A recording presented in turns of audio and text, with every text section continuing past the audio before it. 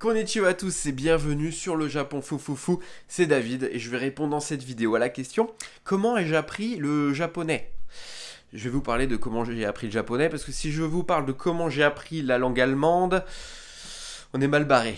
Oui, non, l'allemand, j'ai pas vraiment appris, c'était une catastrophe. C'est quand j'étais au collège-lycée, j'étais pas très motivé. Alors que, bon, le japonais, là, j'étais beaucoup plus motivé. Et j'ai utilisé certaines méthodes pour maîtriser la langue. Certaines méthodes très classiques, conventionnelles, et d'autres beaucoup moins. Certaines beaucoup plus originales. Donc on va voir tout ça, on va voir un peu aussi mon cursus. Je pense que ça va servir à tous ceux qui apprennent le japonais ou qui veulent apprendre peut-être le japonais. Ça va aussi servir à ceux qui n'apprennent pas. Mais voilà, cette expérience va vous intéresser, je pense. Et puis peut-être que ça va donner même envie à certains d'apprendre la langue, en tout cas je l'espère. Allez, on voit ça juste après le générique, et désolé pour le nez bouché à cause de mon allergie au pollen. Allez, c'est parti.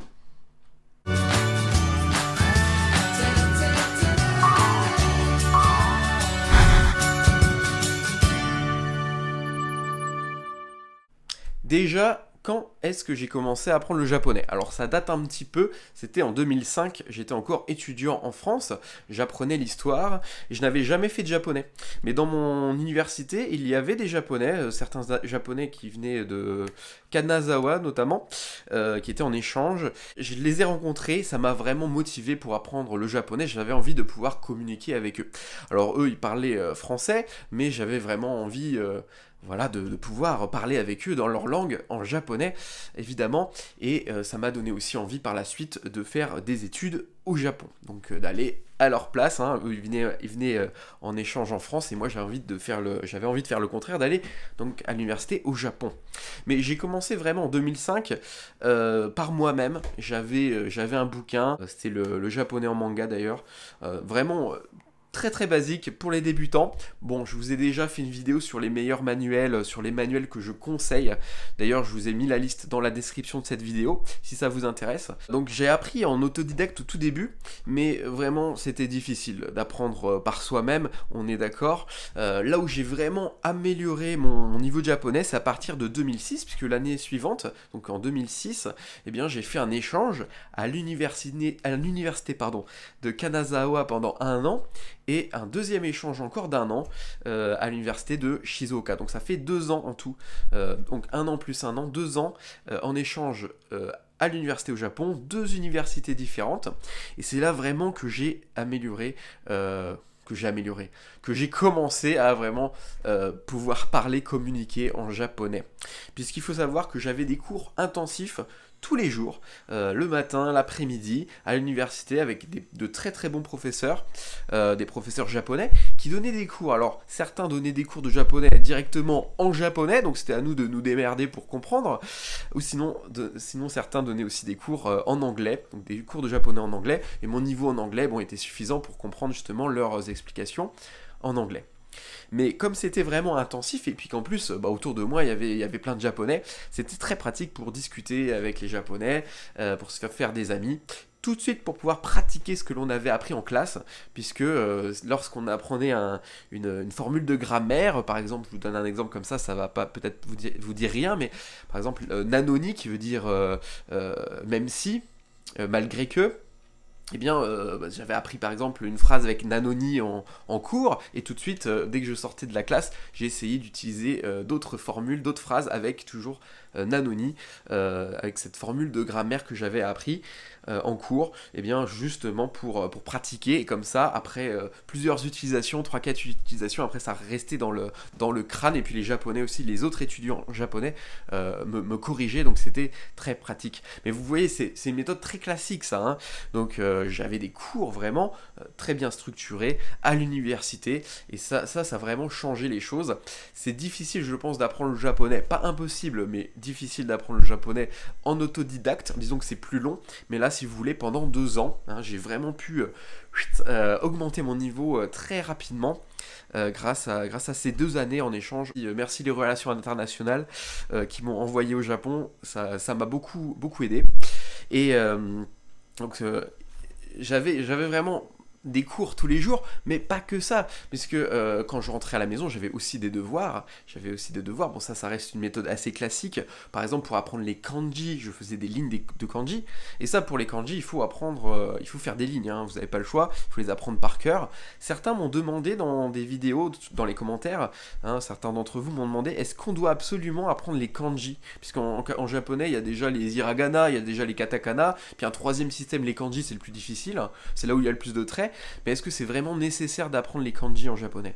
Eh bien, j'ai un peu envie de vous dire que c'est comme si un étranger venait en France, apprenait le français et s'arrêtait à la lettre K par exemple de l'alphabet. Puis après, à partir de L dans l'alphabet, il ne connaît pas. Donc ça serait problématique. Alors j'exagère un peu, c'est vrai. En fait, dans les hiragana ou dans les katakana, il y a déjà tous les sons de la langue japonaise. Donc on peut, en partie, les enfants japonais d'ailleurs ne connaissent pas les kanji. Et pourtant ils peuvent parler japonais. Parce qu'ils n'utilisent que les hiragana. Puis après les katakana, sans utiliser les kanji. Mais quand même, lorsqu'on vit au Japon, lorsque l'on est dans la rue, on voit des kanji tous les jours, hein, on voit des kanji dans les magazines, dans le journal, partout.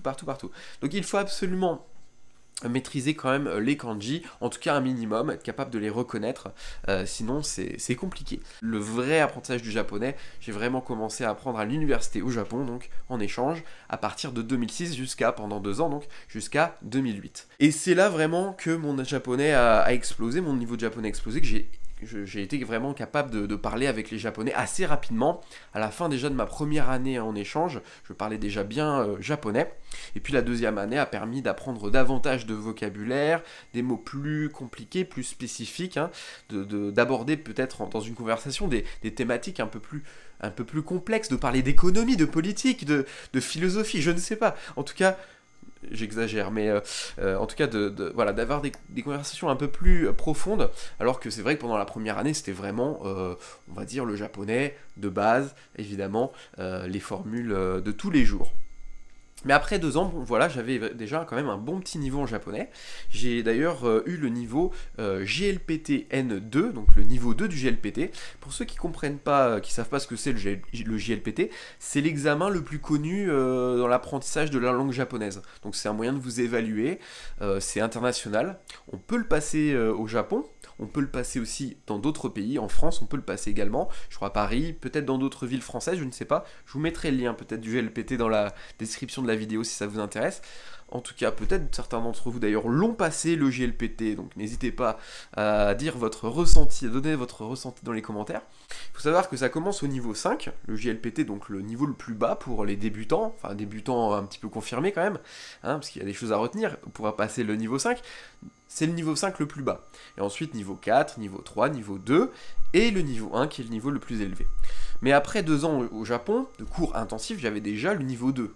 En 2008 à peu près, hein, c'était pas mal quand même. Je me débrouillais déjà, je pouvais pas forcément lire en détail le journal lorsqu'il y avait une conversation assez rapide et puis avec des termes très compliqués, très spécifiques, techniques. Là je comprenais pas forcément.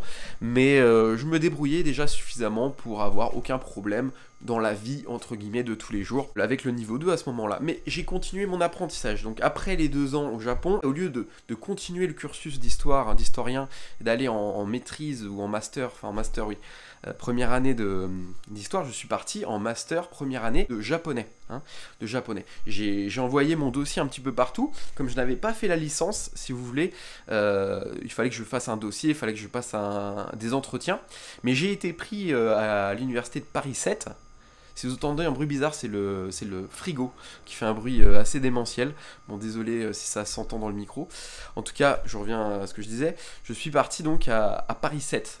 Paris 7 m'a pris sur dossier directement en première année de master. Donc là, j'ai eu pas mal de chance à ce niveau-là. Et là, j'ai continué à prendre des cours de japonais. Je me suis encore amélioré, si vous voulez, hein, à Paris. Et le frigo vient de s'arrêter là, on est un peu tranquille, voilà, il nous casse plus les oreilles.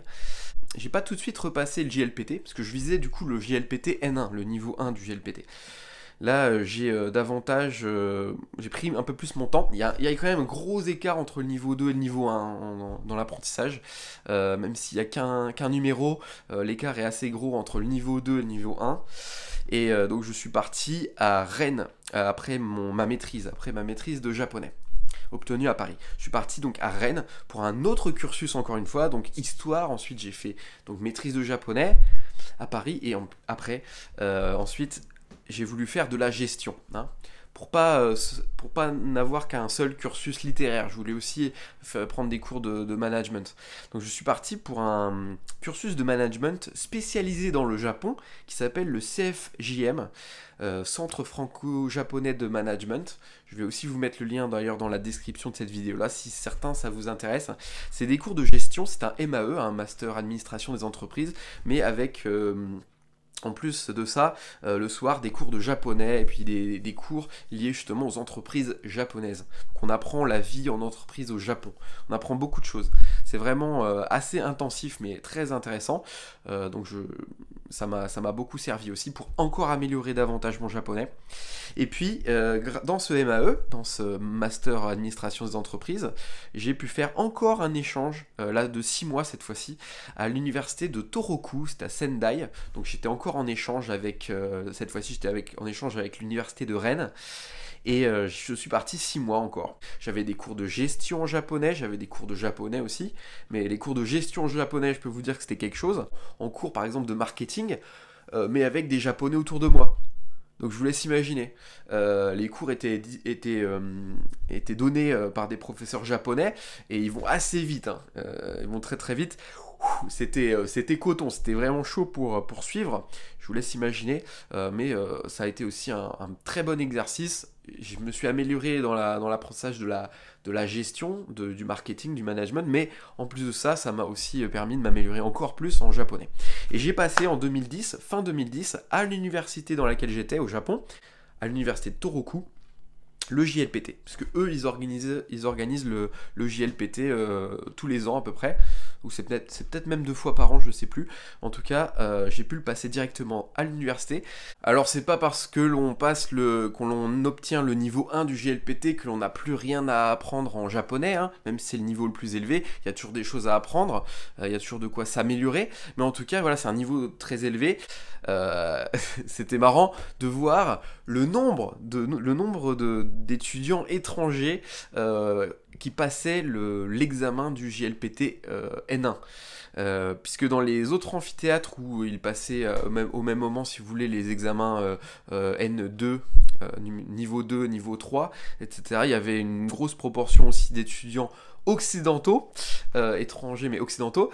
Alors que là, au niveau 1, j'étais entouré, bien sûr, d'étudiants asiatiques, surtout des étudiants chinois et coréens, puisque c'est quand même un niveau élevé. Et je pense qu'ils ont des facilités, hein, c'est sûr, les Coréens, les Chinois, leur langue est plus proche de la langue japonaise, donc ils ont des facilités pour apprendre le japonais. Et c'est vrai qu'il y avait peu d'occidentaux. J'étais peut-être pas le seul, mais ouais, il y en avait vraiment, peut-être, je sais pas moi, une dizaine dans tout l'amphithéâtre, donc sur plusieurs centaines d'élèves, d'étudiants, enfin même pas quelques dizaines, juste peut-être une dizaine à peine. Très très peu d'étudiants. Donc voilà. Mais je l'ai obtenu, j'étais très fier de moi, très content. Et ensuite, je suis rentré en France pour faire mon stage, hein, mon stage de fin d'études, et pour valider mon master. Alors, est-ce que je me suis arrêté après le niveau 1 de japonais du JLPT? Est-ce que je me suis arrêté d'apprendre le japonais? Bah non, pas vraiment. Comme je vous l'ai dit tout à l'heure, on continue toujours à apprendre, on a toujours des choses à apprendre. Seulement, c'était beaucoup moins académique. C'est vrai que j'avais beaucoup moins de cours. Ensuite, c'était davantage sur le tas. Parce que j'ai commencé à travailler, je suis retourné au Japon en 2011, donc, après, à la fin de mon master, et j'ai commencé à chercher du travail. Et pour chercher du travail au Japon, il faut apprendre des formules d'un japonais très courant. Il faut apprendre bien à maîtriser le Sonkeigo, langage de respect, le Kenjogo, langage de modestie. Il y a différentes formules que l'on n'apprend pas forcément en détail à l'université, des choses que l'on doit apprendre lorsqu'on rentre dans la vie active. Même les Japonais d'ailleurs, hein, ils apprennent ces formules-là, ils apprennent ces niveaux de langage très soutenus, très spécifique à la langue japonaise.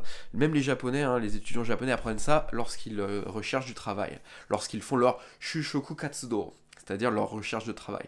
Ou plus court, c'est Shukatsu. C'est la recherche du travail au Japon.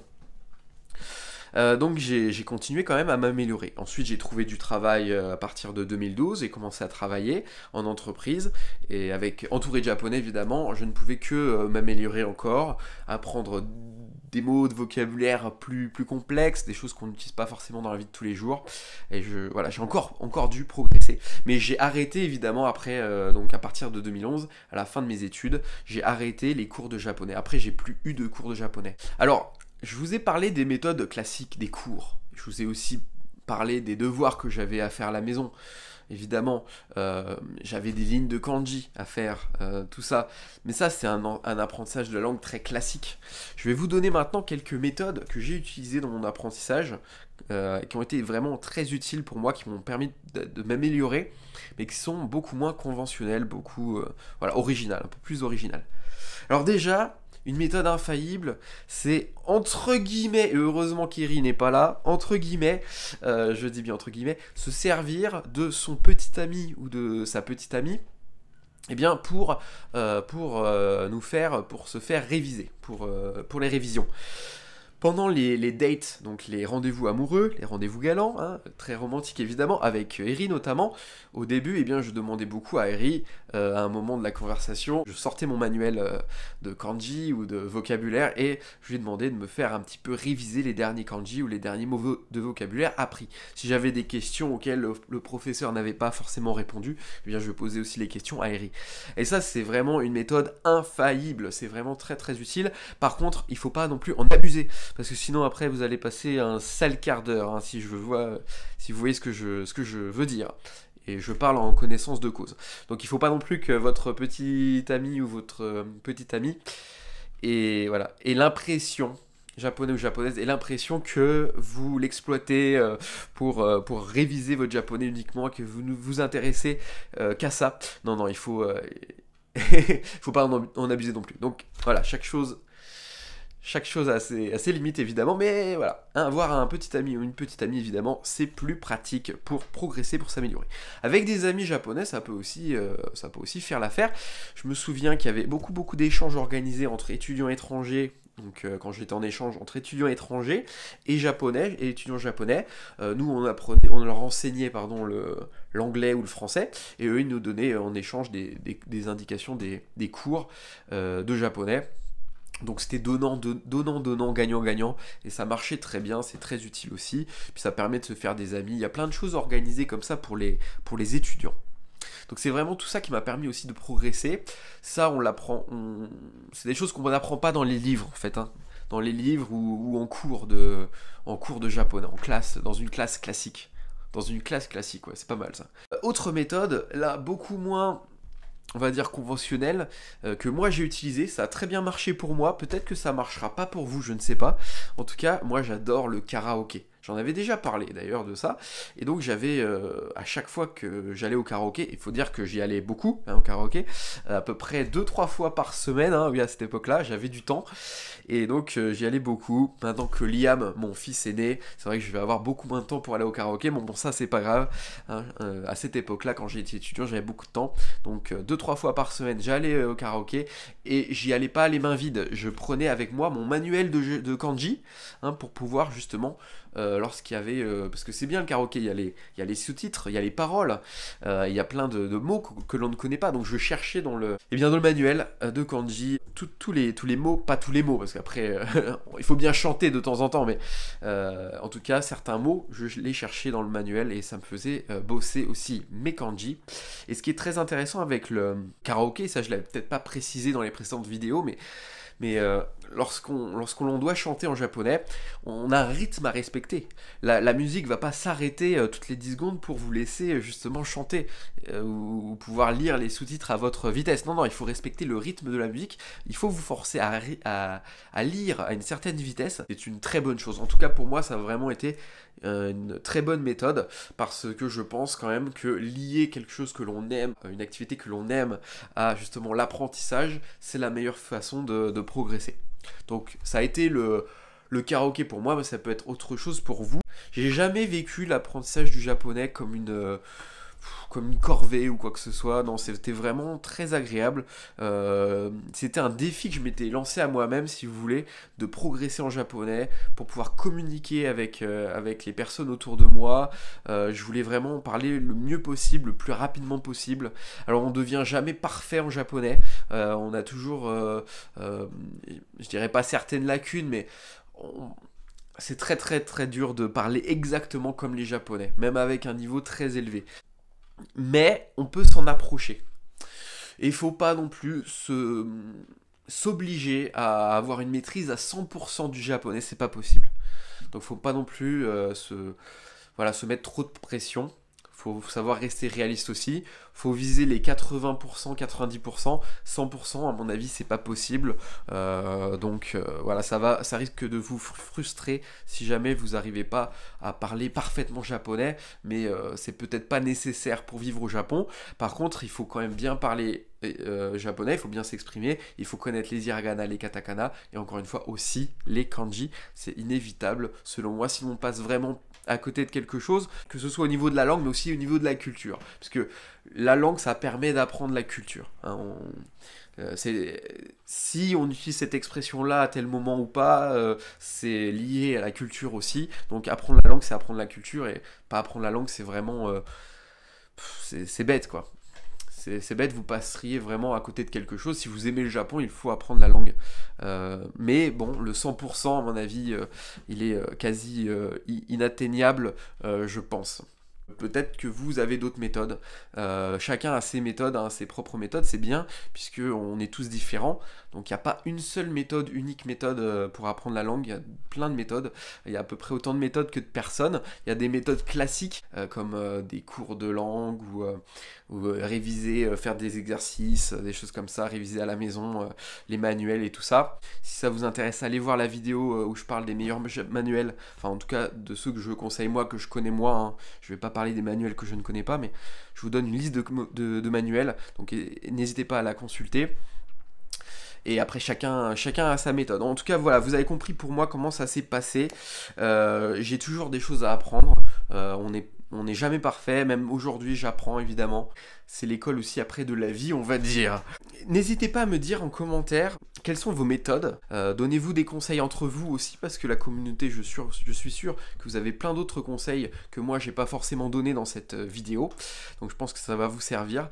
Et puis je veux savoir, pour ceux qui ont passé le JLPT ou qui vont le passer bientôt, quel niveau vous passez. Dites-moi quel niveau vous avez passé ou vous allez passer. Voilà. Allez, petit message, puisque je vais faire un live le mois prochain. Ce sera j'ai noté, le 8 avril, dimanche 8 avril. C'est vrai que j'ai beaucoup fait mes lives, on a beaucoup fait nos lives sur la chaîne les samedis, mais là, je ne serai pas disponible le samedi 7, donc je ferai ça, le dimanche 8. Dimanche 8 avril, donc c'est dans pas si longtemps que ça. Soyez présents sur la chaîne à partir de 11 h. Heure française. Je ne sais pas encore si Iris sera là, comme elle vient de rentrer de la maternité, elle est encore très fatiguée, donc je vais peut-être pas lui demander de participer au live, au prochain live. Elle reviendra évidemment sur la chaîne un peu plus tard, donc soyez là à 11 h le dimanche 8 avril, et je vous communique le sujet bientôt sur les réseaux sociaux. Mettez des pouces vers le haut, partagez sur les réseaux sociaux justement. Il y a Twitter, il y a Facebook, il y a Instagram, voilà, il y a plusieurs comptes. N'hésitez pas. Il y a le chat qui miaule là, attendez. Je l'ouvre, sinon. Hop. Voilà, hein, sinon le chat n'est pas content. Tu as des croquettes? Oui, elle a des croquettes encore. C'est bon. Tout se passe bien. Le mot de la fin, comme d'habitude. Allez, matane!